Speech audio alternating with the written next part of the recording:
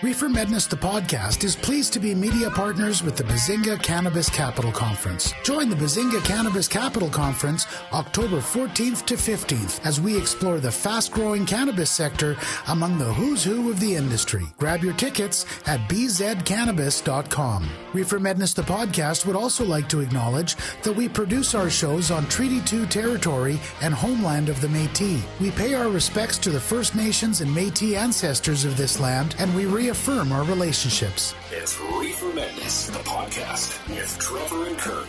We're back. Well, I'm back. You are somewhere else. Kirk, where are you? I am back in small town Alberta. I'm in visiting. Took this opportunity to visit. I mean, we've been locked down for how long? And the government opened up the borders, and I figured before they close them again, I'll sneak out and visit family. Listeners will remember last time I was here for a 7-0 anniversary. This time I was here for a 7-2, 72 years my in-laws have been together. Still living. That's incredible. Yeah, unbelievable. Still living in their own home.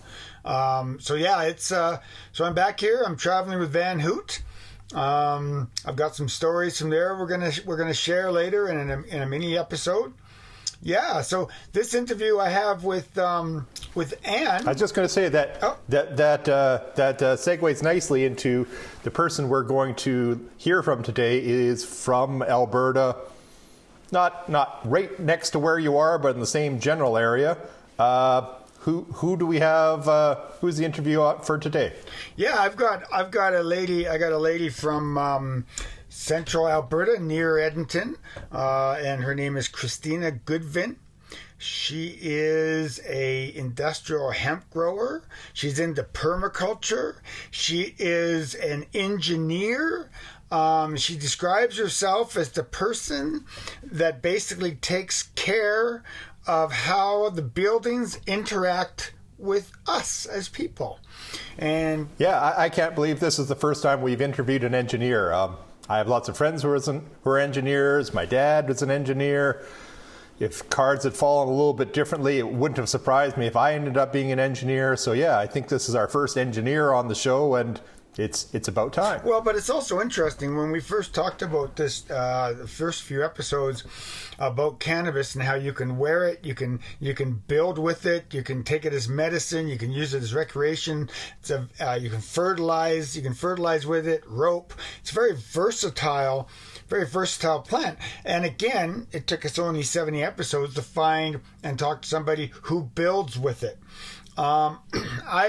For me as a nurse, Trevor, this is such a public health issue. As you get more into the story, she starts talking about how the houses we build today are actually very bad for us. Yeah, no, she mentioned that a lot. Yeah. But also because she's a good engineer, I like that she sort of goes into the physical properties of hempcrete and other, we'll call them hemp-related materials, and how they and because she's an engineer, she doesn't just say they work.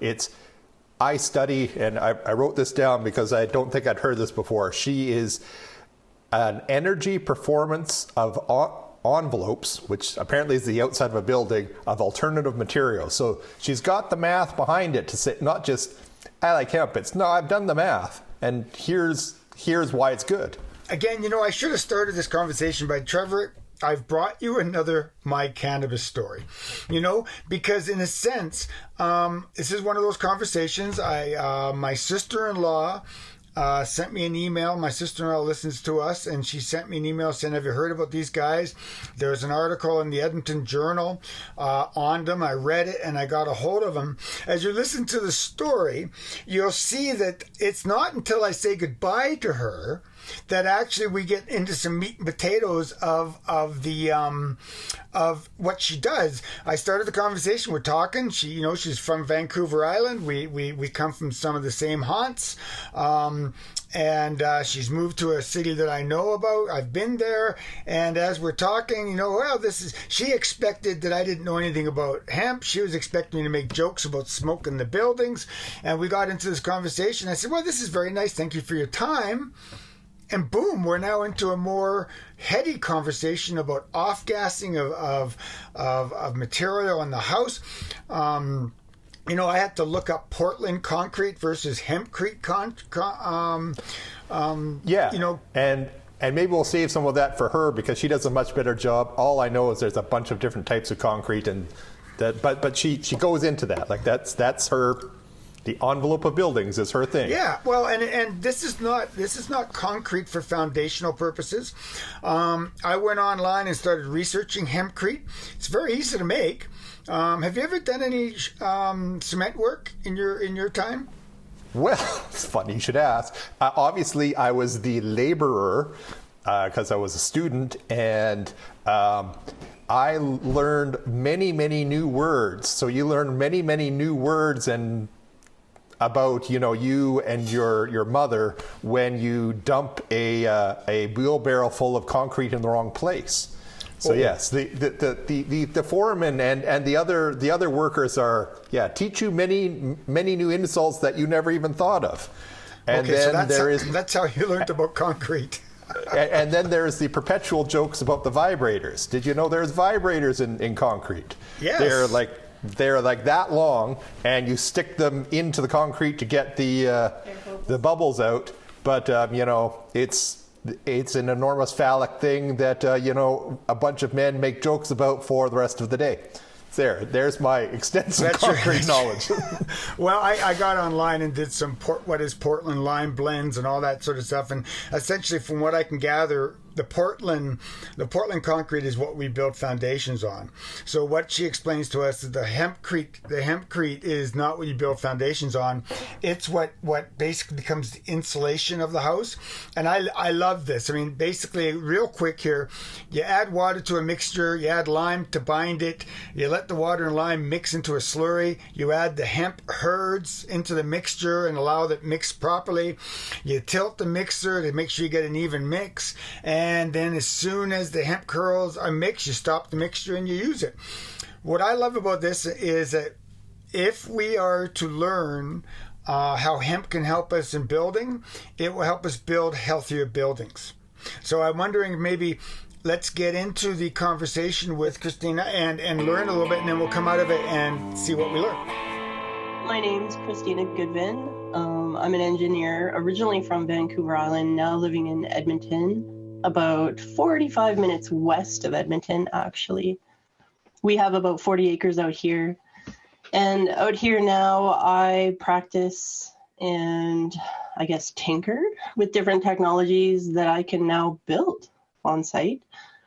I've always specialized in energy performance and envelope of alternative materials, and now I have the land to build those structures and then actually test the performance. That's very cool. I was looking at your webpage. So you have a couple degrees. You have an undergraduate degree in engineering and a master's also? Yes, 2 degrees in engineering. I have my technical writing certification and my permaculture certificate as well, and a few other really nice pieces of paper. Okay, so you're well qualified. And what part of the island are you from? Victoria. Okay. I went to UVic, so I lived in Saanich and Ope and Esquimalt. And we share a history. I grew up, I spent some time on Saunders Street in Esquimalt, and Cowper Street in Saanich, and Panther Street in Gordon Head. And I'm also a grad from UVic. Well, hello, fellow Islander. Yeah, and I also spent several years in Lac La Biche, Alberta, so I know Wabamun.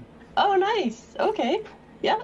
So you are an engineer. You are an engineer, and you obviously are focusing on renewable resources and also, I guess, planet-friendly structures. Well, there's a lot of really nice stuff out there for people who can afford it. But what we need is more solutions for people who can't. If you can't afford $1 million home, what can you do? So a lot of this technology is very friendly, but doesn't get a lot of attention on the accessibility side, especially coupled with performance and the technical specs that are actually involved with a lot of this that don't get a lot of attention, but should, because they're just as amazing as the idea, right? So affordable housing is what you're focusing on in your land. Yes, absolutely. So smaller scale. Everybody comes to me and they say, well, why is your greenhouse so small? And why is that little tiny home so tiny? And for me, it's because I want anybody to be able to build it with whatever they have on hand, but still get the performance.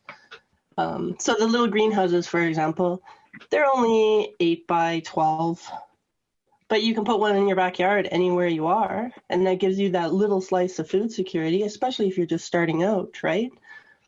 The little tiny homes, they're just small, but they're complete envelopes. So they'll give you an idea of performance at any scale. So everything's scalable, but it's also accessible. Okay, so we captured your story captured us because you are using hemp products. Yes. Yeah, so wander into that story. Explain to us how hemp is helping you to create affordable living spaces. Sure. Well, for me, I guess especially with the permaculture aspect of things, is what is local? What is around you that you can use to make your life more secure, living and food-wise? So when I moved to Alberta, I came with a history of cob and straw bale. And I came here and... Well, can you explain to me what permaculture is? Cob and hay bales? Yeah, so permaculture for me is a design lens through which I approach building and design. It's an integration of all the elements on the site and in the area around you. So it's basically a community with your land. So how do you integrate your living into the land and the area around you such that you restore it or are regenerative with it? It's a type of partnership. How do you design with the sun and the site and the wind and water and access? It's a very holistic way of approaching design, and it also brings in more security. So if you design with the area around you, you are less likely to be in conflict with any of the elements of that area. And then with cob and straw bale, that's just alternative building techniques that are popular on the island and in BC, where I'm from. And I've done a fair amount of work with the energy and performance of those building systems. So when I came to Alberta, I heard about hempcrete through the permaculture community. And I just wanted to learn more. So I dug in. And the more I learned, the more amazing and interesting it became. And fast forward, I guess, 3-4 years later, I suppose I'm now obsessed with it. I love it. I think it's probably one of the most amazing materials, local materials, that we can use out here. So now I'm also a licensed hemp, industrial hemp grower, though I need more equipment to scale up on that as well. But one step at a time. So hopefully that all came through. But yeah, that's like a little in a nutshell. Yeah, no, I got all that. So a hemp grower, so you said you have 40 acres of land, and are you now growing industrial hemp on that land? Well, I did a couple crops a few years ago, just like small scale, almost boutique crops, just to get an idea of what it's like to grow hemp. And, you just fall in love. The more you work with the plant, the more you love it. But also there's some significant challenges harvesting hemp. The properties that make it so fabulous as a textile and building material also make it very challenging to process it. So I came to a bit of a stop there. So, and I guess because most of the equipment is actually quite large scale and not really feasible for little growers. So hopefully maybe one of these days I can bring in one of the small hemp processors from Poland, the Herdmaster, if you've heard that. Yes. Heard about it? Yeah. But yeah, I am technically a licensed grower. I just don't have the opportunity to grow on a larger scale because of processing. we have a huge hemp industry in our region here in Dauphin. Nice. Yeah, we've done a few episodes on hemp growing, and what we have learned is the biggest issue with hemp, of course, is it's grass. And when you cut grass, what's the first thing grass starts to do? It starts to ferment and compost. So yeah, you have to harvest it quickly. Interesting. Yeah. So I guess I'll encourage you to go into some of our backlogs. We've interviewed some of the best and long-term hemp growers in North America live in our region. That's fantastic. Okay. Yeah, So I'm quite familiar with the process. So hempcrete, this is how you build your small homes. I was looking on your webpage. Can you explain to our audience what is hempcrete? Okay, sure. Hempcrete uses the herd of the plant, which is the inner kind of woody core. It's similar to bamboo. The core, it looks like a little tube, almost like a thick straw. The exterior layer of that is the textile fiber, and once that's removed, you're left with that inner woody straw, which gets chopped up. And if it's chopped up to a suitable size, usually 1 inch, approximately 1/2 inch to 1 inch pieces, you can use it as aggregate or as the material with lime and make something called hempcrete. What makes hemp so great, you don't have to use hemp, but what makes hemp so great is the porosity of that inner woody core and the properties that it shares with the leafy greens. So it's antibacterial, antifungal. It will manage smell, moisture, the properties. I mean, I'm sure I don't have to tell you, the properties of it are incredible.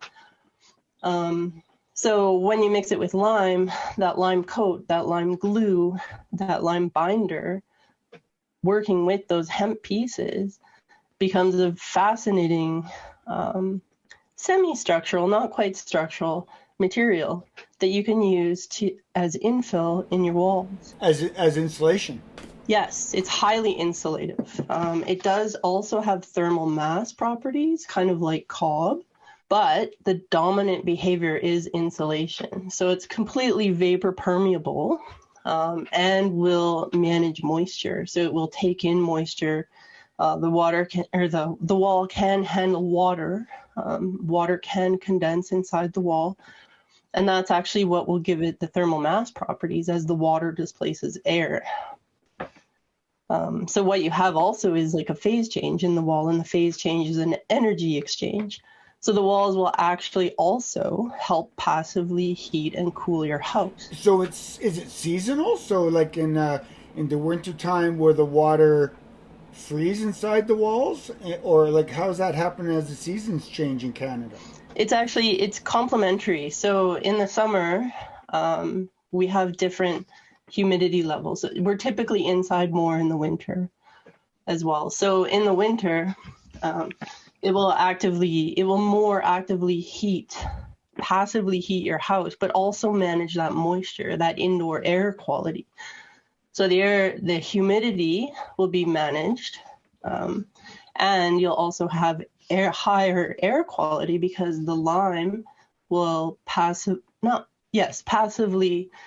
clean the air. So it will, because of the pH of the lime, it will the antimicrobial, antifungal, antibacterial, antiviral properties will help keep that air more clean. So typically with the flu seasons, it's the indoor air quality, that difference between inside and outside, that triggers those seasons. But with a hempcrete house, that would be managed.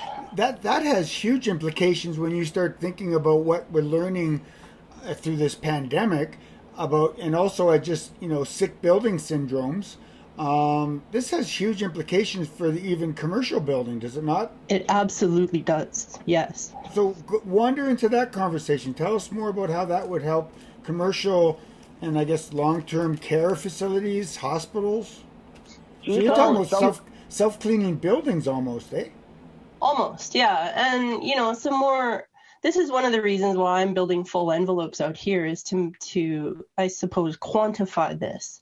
How clean does it make our air? What is the difference? basically proving or helping direct proof towards these claims. But what you do know for certain is if you walk into a hempcrete building, same as if you're in a cob building, you can feel the difference. So there's something called the skin effect, and that's how comfortable you feel in a space.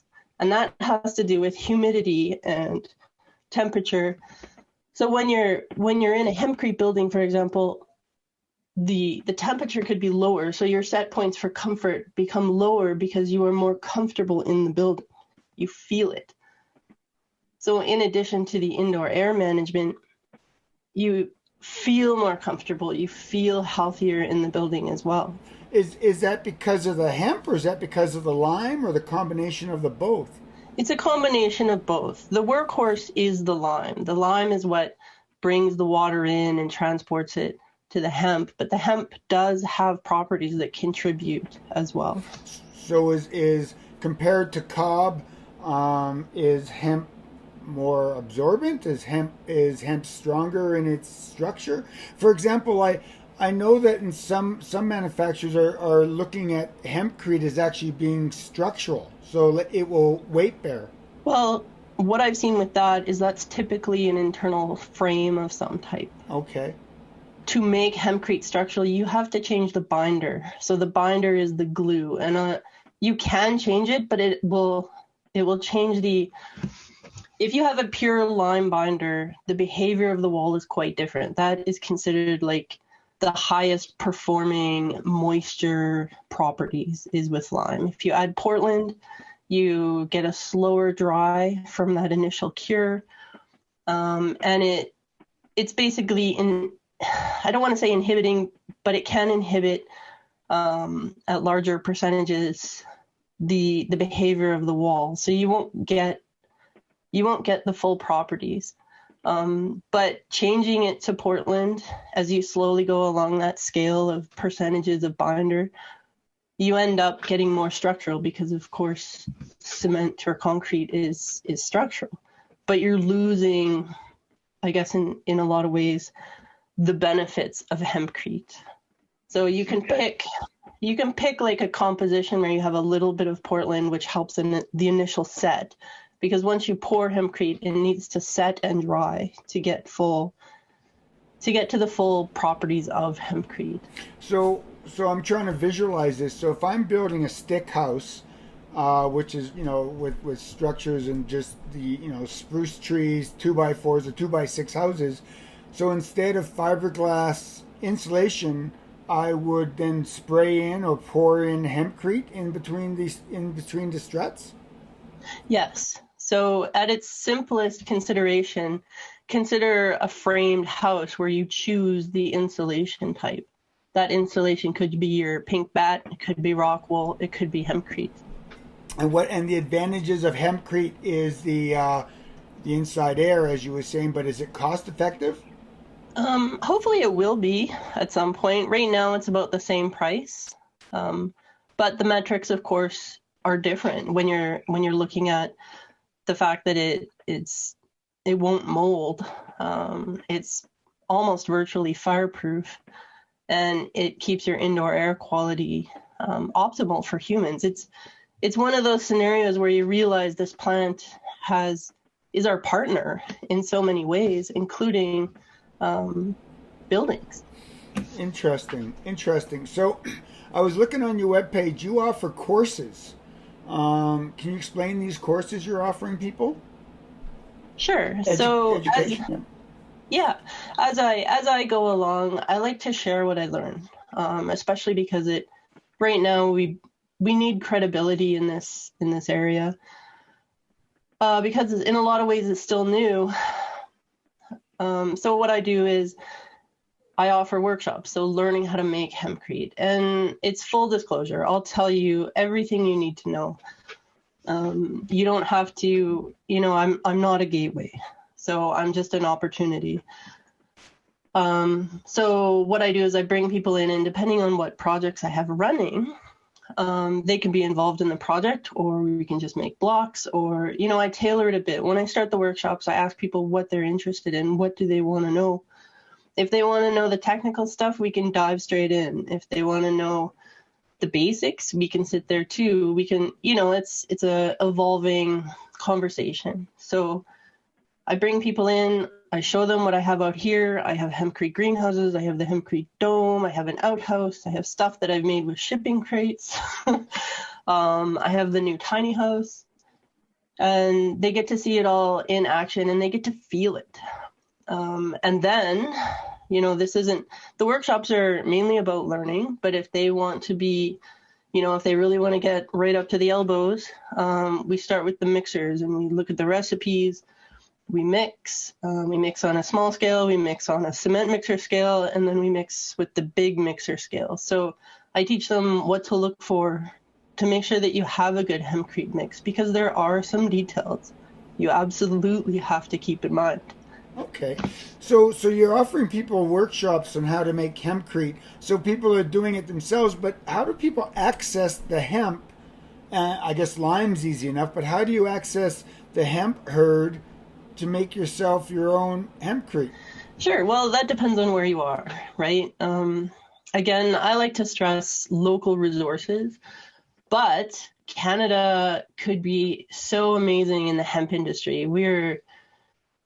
We have the potential and possibilities that, just boggle the mind when you think about it. And Alberta especially, right? Alberta spends a lot of time talking about oil sands, but it completely misses the rich and varied talents and industries that are holistic based, like hemp and local food. I could go off a long time on that. But we also have processors. And last fall, we had one that started up in Drayton Valley. Hopefully we have another 2 coming, just all around me. The hemp that I've built with was grown 40 minutes away from me and processed about an hour away from me. I love that. And there's more processors coming all the time. So right now, I think find what's closest and support them and stimulate. Like stimulate. Like, let's just get those industries up and running. So did these hemp farms grow because you went to them and said, hey, I have an idea to make hempcrete, can you grow me some hemp? Or were they already growing hemp? What came first, your idea of hempcrete, or the hemp was growing across your street? Well, everybody usually grows hemp for the seed, right? Okay. Especially with our crazy, bizarro regulations. So the last, I don't know how many years, the farmers have been promised a lot of things for their seed. And then, of course, the stocks, which are unregulated, excuse me, they I guess for the most part, just baled it up. And a lot of those bales have been sitting for years and years and years. So there's some bumps and turns and twists, but the crops have always been here. And I suppose the building materials are a waste from those crops. Like mostly it's been seed. And I think more now for flower as well as the regulations develop and change and hopefully grow. Okay. So again, I'm just trying to walk through the process. So you move to Alberta. You're trying to create, livable spaces, affordable livable spaces, and you notice that there's a hemp farm down the road. Did you go to them and say, "Can I have some of those bales?" I absolutely did. Okay. Okay. That's me in a nutshell. When I learn about something, I show up. I'm like, hello, I've heard you have something interesting. So you took those bales home and played with the lime, and yeah, I took the processed herd home. So when I find something interesting, I go looking for it. I start hunting, and I want to know who has it and how I can get more of it. And then how I can let other people know. So, I took it home. A friend of mine, Chris Boudreau, he's the one that got me involved in hempcrete. And offered a workshop. So I learned in the workshop. I learned some interesting things in the workshop. And then I did some research, and then I set my own process based on that research. From my days in alternative building, I know many people in Canada, many great people. And one of them is Chris Magwood in Ontario. And he has a great hempcrete book. Fantastic. And so I started following the recipes in that and working with that and developing from that start point. Recipes and procedures and processes, and then workshops. So you're currently working on hempcrete as an insulation factor? As an infill, so a wall infill. Yeah, typically thought of as like insulation in stud framing. Okay, it's not weight bearing. No. Okay, I'm also looking at your beehives. I'm associated with a beekeeper. I play in bee yards every summer and spring, fall. So I'm very familiar with a beehive, and I'm looking at yours right now. So the hempcrete, it's the borders or the sidewalls. I see like you've got wood as the structural frame, and then you've got the hempcrete as the sidewalls. Yeah, well, this is a developing prototype. As we know, those honey supers are really heavy. So in order especially when they're filled with honey. Yes. Yes. And I'm a strong gal. Like, they're still pretty heavy for me. And I loved my bees. I love them so much that I guess I'm tired of them dying. Like, it's really hard to be a beekeeper and watch your hives falter through no fault of your own with these crazy seasonal changes. So one of the things I vowed is to leave the bees for now, because my hives did not survive a couple years ago, and build a bee house out of hempcrete, but also consider a beehive. It's a bit tricky. So one of the things that's happening now is I'm also involved heavily with 3D printing. I run a very small print farm. And I also have a clay printer. So what I would like to do is start working towards a printed super that also can be filled with hempcrete, but can also hold, the honey-filled frames. So that is a developing process right now. Okay. But that's the general idea. Well, that would be very interesting because, like, you talk about environments, and if you're creating an environment for the bees where it's controlling the humidity inside the hives, that would be an incredible for overwintering, because that is one of the things we lose probably 30% of our hives overwintering. Yeah. So that would offer the bees an environment, I guess. Like you say, when you walk into a house with hempcrete, you can feel the environment. I'm sure the bees would too. Yeah, and the same thing for us: antibacterial, antifungal, antiviral. Maybe it would be the thing that would help them, give them that extra little boost to get over those mite loads. Yeah, very good, very interesting. I should talk to my my apiarist friend about this. This is very cool. Yeah. It's I've been a beekeeper on and off for a few years, and it just breaks my heart. Like, you love your bees. Yeah. Searching for the queen every spring is a very nice way to spend a day. Yeah, and it just breaks your heart when they don't make it through those shoulder seasons. And here, like, it's just so hard, with these weird temperature swings. So the bee house is an idea to help manage those temperature swings. And then the beehive is the idea to go inside the bee house to help them deal with those mite loads and all those other stressors that they're just having a hard time. I've had my heart broken so many times, and I need to help them somehow. I have to do something for them. So this is my quest, is to maybe help develop a better hive. No, that's a good quest. Our podcast focuses on cannabis, and hemp obviously is part of the sativa plant. What would you want our listeners to know about hemp? What's sort of how do you sell cannabis to people in the building industry? That's a good question. I mean, there's a lot of entry points to this plant, right? For me, because I've always been involved in building and accessible building, especially living security. I guess it depends on your values. So I also think it's important to understand all aspects of the plant and grow it, like get it growing. One of the biggest parts of food security is growing your own food.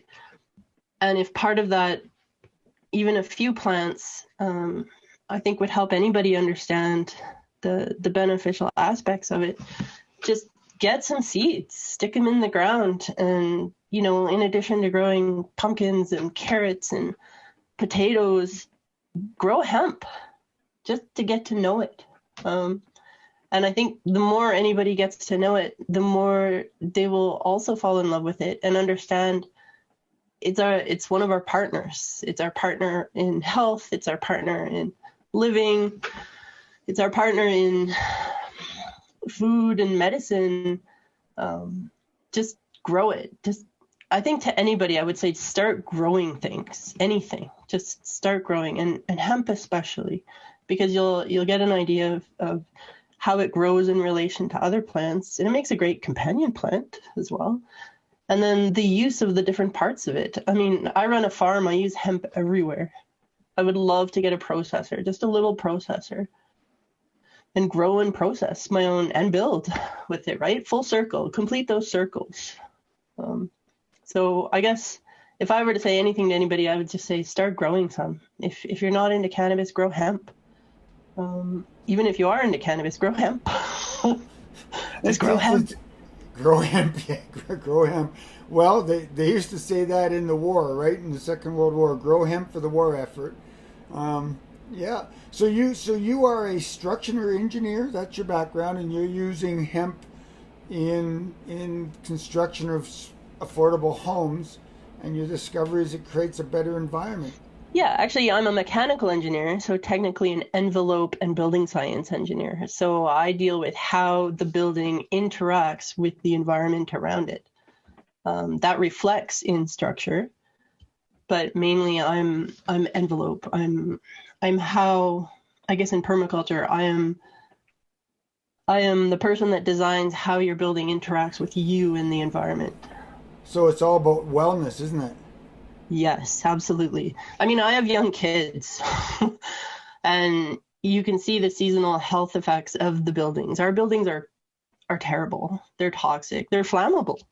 It's just really hard not to be motivated for something better. Can you talk to me a little bit about what off-gassing is then? Like a lot of new homes, is there, and with carpets and like what's the off-gassing that happens in a house? So off-gassing is something that happens when materials are new and get heated or cooled. You'll hear the term VOC, which is volatile organic compounds. So what happens, I guess one way to explain it, when you get a new car, you get in that car and you smell that new car smell. That new car smell is formaldehyde. Oh, good to know. Yeah. And of course, it's not particularly great for us. So when you are surrounded by polymers, and polymer-based materials, they off-gas. This is just something that naturally happens. So now you have microfibers from your fiber-based items. You have off-gassing that comes off anything made out of plastic or plastic compounds. It's just they're organic compounds that get in the air. So when you unwrap a beach ball or something like that, anything plastic, you open that package and you can smell that, right? That smell is off-gassing. That happens to all sorts of degrees, almost over the entire life cycle. And of course, when it's hot, it happens faster. It's not great. And, all the microfibers that come off our clothes, that come out of our rugs, that come out of our upholstery, even our pillows, we're surrounded by microfibers and off-gassing. It's quite the rabbit hole when you think about it. I mean, one thing they say to do is to go outside and let stuff off-gas outside, right? So that it's not trapped indoors with you, which is, I suppose, an option, right? But our environment is terribly toxic. Low dose, depending on how old it is. The older it is, the more it has already off-gassed.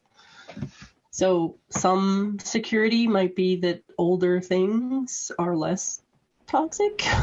Okay. So buying an old home would prevent some of that. So let's get back to the hemp product then. Does hempcrete, if you're using hempcrete as your infill, can that obviously, does it absorb some of the off gas? How does that help the off gassing? Of materials in the house? Yeah, like the hempcrete. So if I build my house with the hempcrete, it's less off gassing? Well, hopefully you will have the hempcrete itself won't off gas VOCs. It's non-toxic.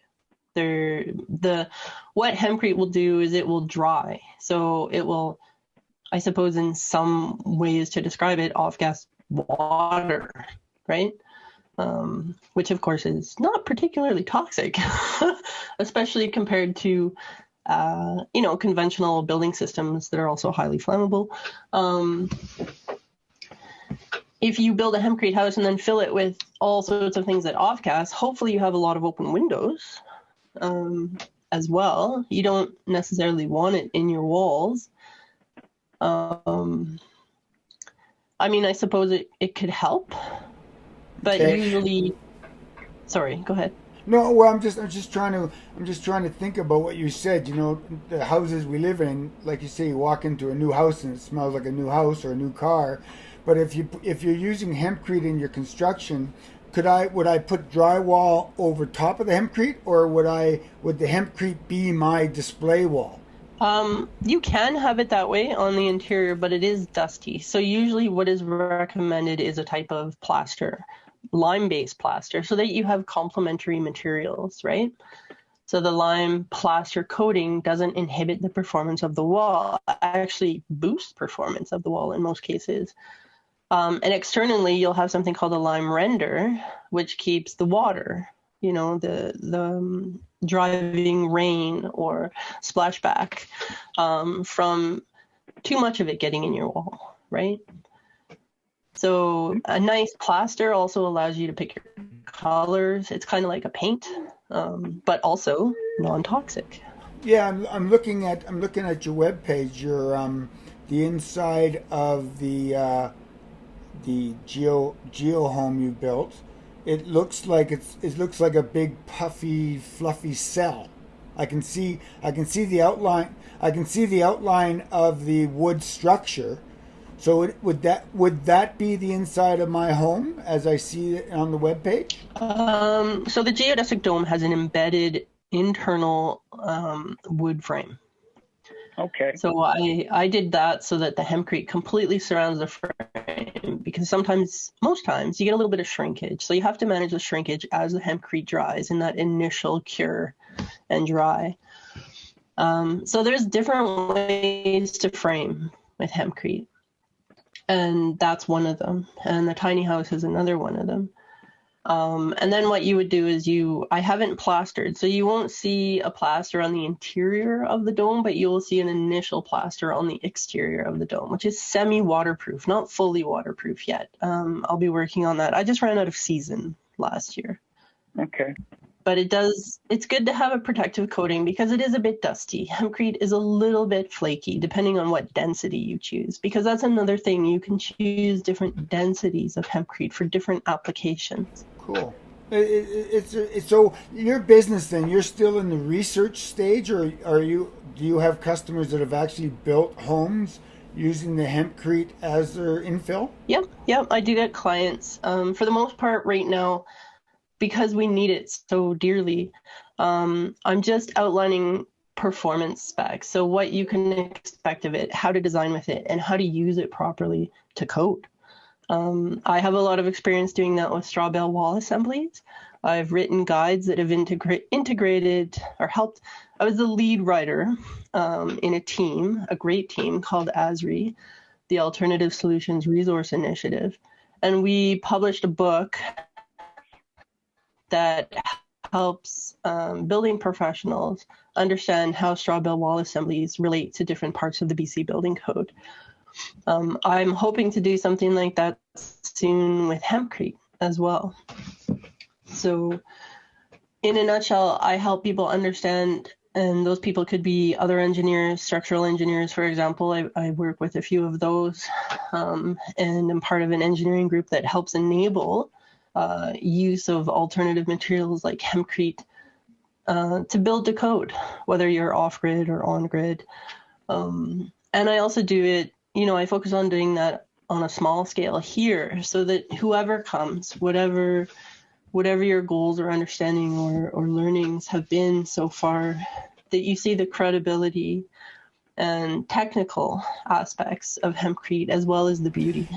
Is there any question I have not asked you yet in regards to using hemp products in buildings?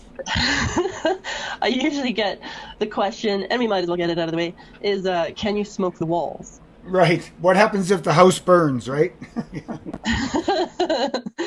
And I get it. It's funny. But my reply is the only way to get high with industrial hemp is to make a rope and climb it. Yeah. Yeah, good. That's a good one. I like that. But I would say one more thing. Like we need more small scale home business level hemp I guess explorers who are looking at uses for textiles and more uses for the hurd. The hurd makes an excellent mulch. If your hempcrete wall, you don't like it, it's actually really hard to kick out a hempcrete wall. But if you don't like it, you can just put it in your garden. And I've done that. It makes a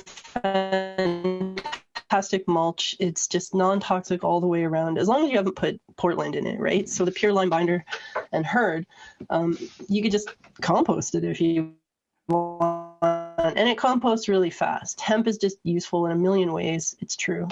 So we need more people exploring and creating options for people. Like, why aren't we doing more with hemp textiles locally? It boggles my mind. This is, as a person who creates and sells and I guess explores, we need more explorers in hemp, looking to create, not for $1 million, just for a modest living even. Everybody's trying to be a billionaire in hemp right now.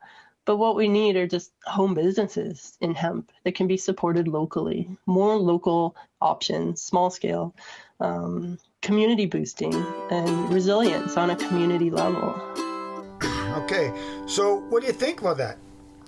Well, remember I said I did, this much concrete stuff when I was a student in university. So the main building that we were building had a whack of rebar in it, more rebar than they thought was reasonable, the people building it. But the reason why it had that much rebar in it is because, I grew up next to a nuclear research facility, and this was an outbuilding that they were going to do some tests on hydrogen, not nuclear irradiated hydrogen, just hydrogen.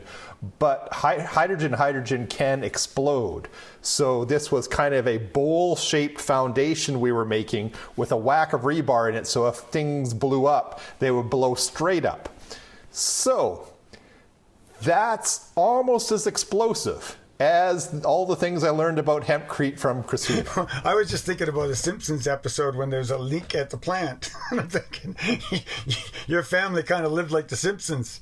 The Simpsons were originally the Shoefelts, but copyright stuff had to be changed a little bit. So a couple of things I liked about this interview is that the quote that she says, so what you have also is a phase change in the walls. So the phase changes are energy exchanges, so the walls will actually help possibly heat and cool your house.